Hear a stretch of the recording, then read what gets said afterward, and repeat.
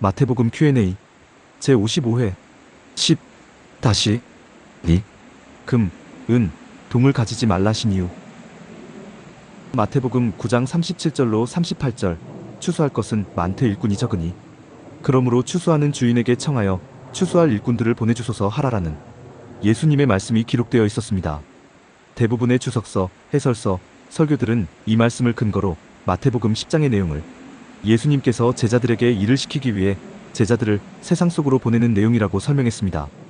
그러나 이 말씀은 모든 사람이 하나님의 사랑과 하나님의 은혜를 필요로 하는 사람, 즉 죄인에서 성도로 추수되어져야 하는 사람임에도 불구하고 결국 추수꾼, 즉 하나님을 찾지 않았음을 예수님께서 안타까이 여기시는 말씀이었습니다.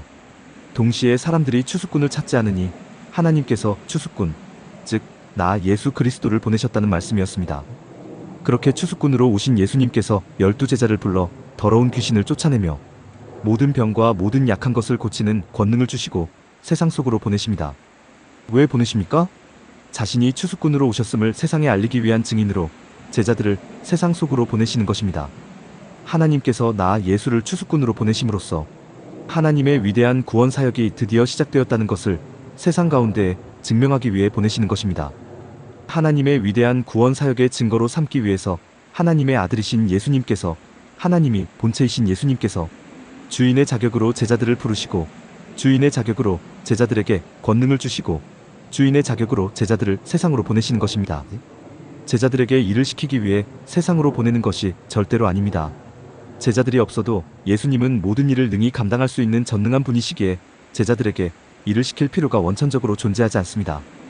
그런데 올바른 주인은, 참다운 주인은, 정의로운 주인은 군림하여 지배하고 다스리는 존재가 아니라 계획하고 진행하고 완성하고 책임지는 존재입니다. 그래서 예수님은 제자들이 증인으로서 세상에서 성공할 수 있도록, 제자들이 증인으로서 세상에서 안전할 수 있도록 아주 자세하게, 아주 치밀하게, 아주 섬세하게 사역 안내자의 역할을 충실히 감당하십니다. 그 내용이 마태복음 10장 5절로 42절에 기록되어 있습니다. 우선 마태복음 10장 5절로 8절의 내용을 보겠습니다. 예수께서 이 12를 내보내시며 명하여 이르시되 이방인의 길로도 가지 말고 사마리아인의 고을에도 들어가지 말고 오히려 이스라엘 집에 잃어버린 양에게로 가라. 가면서 전파하여 말하되 천국이 가까이 왔다 하고 병든 자를 고치며 죽은 자를 살리며 나병한 자를 깨끗하게 하며 귀신을 쫓아내되 너희가 거저받았으니 거저주라. 이렇게 기록되어 있습니다. 자칫 잘못하면 이 말씀을 크게 오해할 수 있습니다. 이방인의 길로도 가지 말고 사마리아인의 고을에도 들어가지 말고라고 말씀하시니까 결국 예수님도 사마리아인과 이방인들을 무시하고 차별하는 분이 아니냐고 오해할 수 있습니다. 예수님도 결국은 유대교에 익숙한 유대인이었다고 오해할 수 있습니다. 그런데 예수님께서 사마리아인과 이방인들을 무시하고 차별할 분이십니까? 예수님이 유대교 신자입니까? 절대로 그렇지 않습니다. 하나님은 온 인류의 하나님이시고 예수님은 온 인류의 하나님이신 그 하나님의 아들로 이 땅으로 오신 분이시기 때문입니다. 또 예수님은 유대교에 의해 뒤틀려진 하나님과 유대교에 의해 뒤틀려진 하나님의 율법을 바로잡고자 오신 분이시기 때문입니다. 그럼 예수님은 왜 제자들에게 이방인의 길로도 가지 말고 사마리아인의 고을에도 가지 말고 이스라엘 집에 잃어버린 양에게로 가라고 말씀하셨을까요? 그 이유는 아주 간단합니다. 이스라엘이 가장 심각한 상태이기 때문입니다. 환자로 치자면 이스라엘이 사마리아보다 또 이방 민족보다 훨씬 더 심각한 상태의 중증 환자이기 때문입니다. 유대교의 그릇된 원리에 사로잡혀 있는 이스라엘 백성들이 사마리아인들보다도 이방인들보다도 훨씬 더 힘들고 훨씬 더 어렵게 살아가고 있기 때문입니다. 이스라엘 백성들이 유대교 지도자들로부터 더 많은 압제, 더 많은 수탈, 더 많은 착취를 당하며 살아가고 있기 때문입니다. 한마디로 사마리아 지역이나 이방인 지역보다 이스라엘 지역에서 죄의 원리가 더 기승을 부리고 있기 때문입니다. 지금 예수님은 이스라엘 백성들이 가장 지옥 같은 삶을 살고 있다고 보시는 것입니다. 이스라엘의 병든 자, 나병한 자, 귀신 들린 자가 가장 많고 이스라엘의 하나님에 대해 죽은 자가 가장 많다고 보시는 것입니다. 그래서 이방인의 길이 아닌 사마리아인의 고을이 아닌 이스라엘의 잃어버린 양에게로 먼저 가라고 말씀하시는 것입니다. 그런데 이 말씀에 아주 중요한 내용이 하나 등장합니다. 그 내용은 7절 너희가 거저받았으니 거저주라라는 내용입니다. 제자들이 거저받은 게 무엇입니까? 바로 권능입니다. 예수님으로부터 더러운 귀신을 쫓아낼 수 있고 모든 병과 모든 약한 것을 고칠 수 있는 권세와 능력을 거저받았습니다. 그 권능을 거저받았으니 그 권능을 거저 베풀라고 말씀하시는 것입니다. 이 지점에서 여쭈어 보겠습니다. 거저 주는 것을 무엇이라고 그럽니까? 아무 자격이나 조건, 아무 능력이나 재주, 아무 행위나 행동을 보지 않고 거저, 무료로, 공짜로 주는 것을 무엇이라고 그럽니까? 그것을 은혜라고 그럽니다. 그렇습니다. 예수님은 지금 제자들에게 은혜를 주시고 제자들은 예수님으로부터 받은 그 은혜를 다른 사람들을 위해 베풀라고 말씀하시는 것입니다. 한마디로 하나님의 원리, 기독교의 원리를 제자들에게 가르치고 있는 것입니다. 그렇다면 앞으로 펼쳐질 내용은 어떤 내용이겠습니까?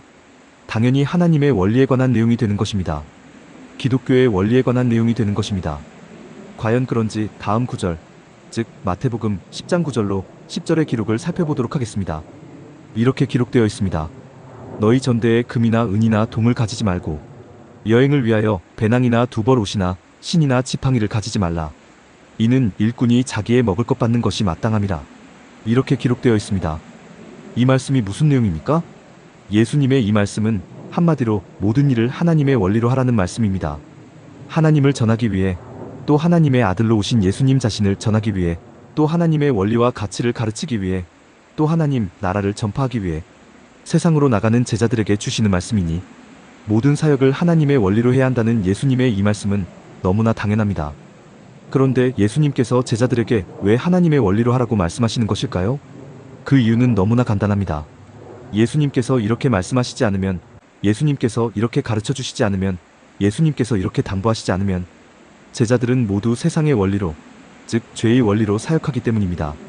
제자들은 아직 하나님의 방식에 대해, 하나님의 원리에 대해 이해하지 못합니다. 아직 죄의 방식, 죄의 원리에 훨씬 더 익숙합니다. 당연히 세상의 원리, 즉 죄의 원리로 세상 모든 일에 접근할 수밖에 없습니다. 그것을 막기 위해 예수님께서 이처럼 말씀하시는 것입니다. 그럼 금, 은, 동을 가지지 말고 여행을 위해 배낭, 두벌 옷, 신, 지팡이를 가지지 말라는 말씀이 어떤 의미인지 살펴보도록 하겠습니다. 참고로 오늘날 많은 교회에서 많은 성도들이 행하는 전도 사역을 머릿속에 그려보시면서 영상을 보시면 보다 쉽게 이해가 가실 것입니다. 때때로 335 무리를 지어 각 가정을 돌며 전도하시는 분들을 만날 수 있습니다. 또 거리에서 어깨띠를 두르고 전도지나 전도용품 등을 나누어주는 목사님이나 성도들을 만날 수 있습니다. 그런데 모두가 그런 것은 아니지만 이때 사람들의 모습은 아주 단정하고 아주 깔끔합니다.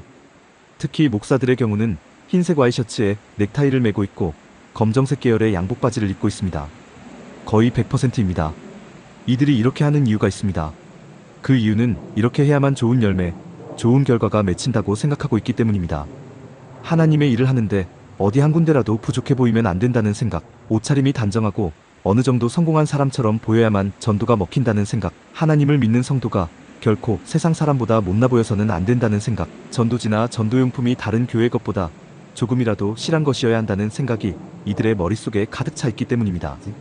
그런데 이것이 바로 하나님의 원리가 아니라 죄의 원리가 작동하여 일어나는 현상입니다.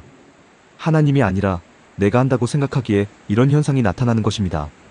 또 사람들이 하는 기도 내용에도 이와 유사한 경우가 있습니다.